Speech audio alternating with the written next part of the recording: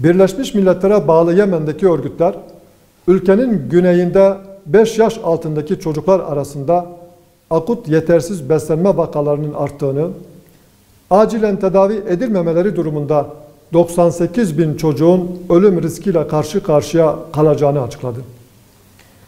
2015 yılından bu yana dünyanın en fakir ülkeleri arasında yer alan Yemen'de devam eden iç savaş insani felakete dönüşmüştür.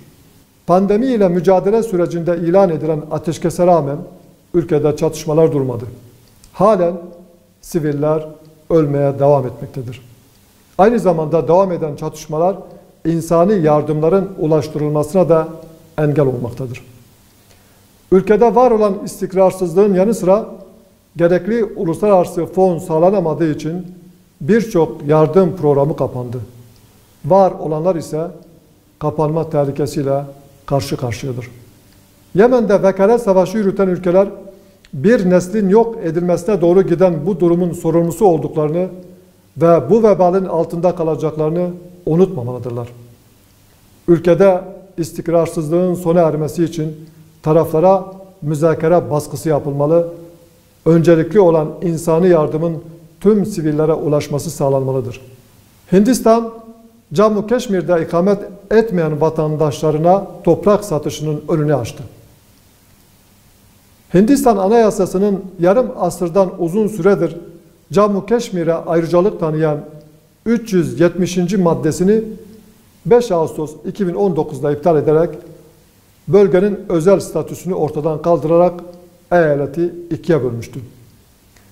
Bölgenin özel yapısının iptal edilmesi ve yabancılara toprak satışının önünün açılması, bölgede demografik yapının değiştirilmesinin amaçlandığını ortaya koymaktadır. Kararın ardından Hindistan yönetimi 900 bin güvenlik gücüyle açık hava hapishanesine dönüştürdüğü Keşmir halkına yönelik baskıyı daha da arttırdı.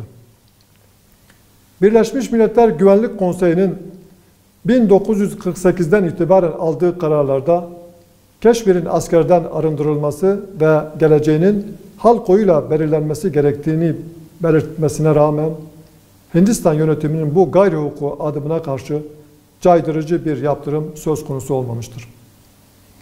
İnsan hakkı ihlallerinin arttığı ve demografik yapının değişim riskiyle karşı karşıya kaldığı Keşmir'de kalıcı çözüm için Birleşmiş Milletler Güvenlik Konseyi'nin kararlarının ivedilikle uygulanması sağlanmalıdır. İslam dünyası ise Keşmirli Müslümanlara yapılan baskılara karşı Hindistan yönetimine baskıyı artırmalı ve Pakistan'ın Keşmir politikası bu süreçte desteklenmelidir. Siyonist işgal rejimi ABD seçimlerinin ardından Suudi Arabistan, Umman, Katar, Cezayir ve Fas ile normalleşme müzakerelerine yoğunlaşacağını açıkladı. İslam dünyasında Birleşik Arap Emirliği'nin başlattığı ve son olarak Sudan'ın ABD şantajıyla boyun eğdiği ihanet süreci devam etmektedir. İşgal rejimi normalleşme imzalarının ardından Filistin topraklarında işgale, katliamlara ve yeni yerleşim yerleri inşa etmeye devam etmektedir. Bu normalleşme süreci Siyonist işgal rejimine işgal ve katliamlarını devam ettirme ruhsatı vermektedir.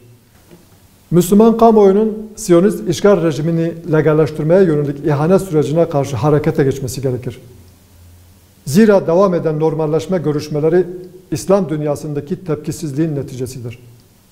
Kendisi normal olmayan Siyonist işgal rejimiyle normalleşme şiddetle reddedilmelidir. Aksi takdirde işbirlikçi yönetimler desteğiyle Kudüs ve Mescid-i Aksa'yı Yahudi mülki yapmaya çalışacak olan işgal rejimine karşı durmak gittikçe daha da zorlaşacaktır. Bütün sağduyu çağrılarına rağmen Fransa, İslam düşmanlığında ısrar etmektedir. Devlet politikası şeklinde yapılan düşmanlık ile birlikte şiddet olayları da tırmanışa geçti. Asırlardan beri Avrupa'nın temel stratejisi olan İslam düşmanlığı şimdi tekrar sahnelenmektedir. Bir öğretmen kutsallarına hakaret eden fotoğrafları Müslüman çocuklara neden gösterir? 7 milyon Müslüman vatandaşı olmasına rağmen İslam peygamberine hakaret içeren karikatürler neden yayınlanır? Bu karikatürler devlet binalarına neden yansıtılır? ülkenin başkanı olacak olan Macron, İslam krizdedir deme cüretkarlığını nereden ve kimden almaktadır? Bütün bunlar Müslümanları ötekileştirme ve terörize etme amaçlıdır. Macron ve Charlie Hebdo yöneticilerine cinayete tahrik suçundan soruşturma açılmalıdır.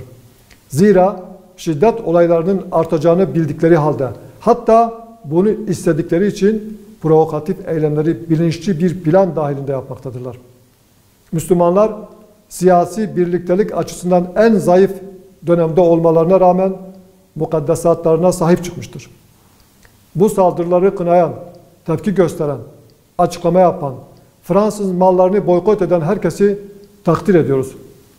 Pakistan'ın helikopter ihalesinden Fransız şirketi Airbus'u elemesi, Başbakan İmran Han'ın İslam ülkelerinin liderlerine bu nefret ve şiddet döngüsüne son vermek için inisiyatif almaları ve ortaklaşa etkili bir strateji benimseme çağrısı, Sudanlı ressam Kamala İbrahim İshak'ın Fransa Sanat ve Edebiyat Nişanını reddetmesi çok önemli tepkilerdir. Yeryüzünde yaşayan bütün Müslümanlar benzeri onurlu adımlar atmalıdır.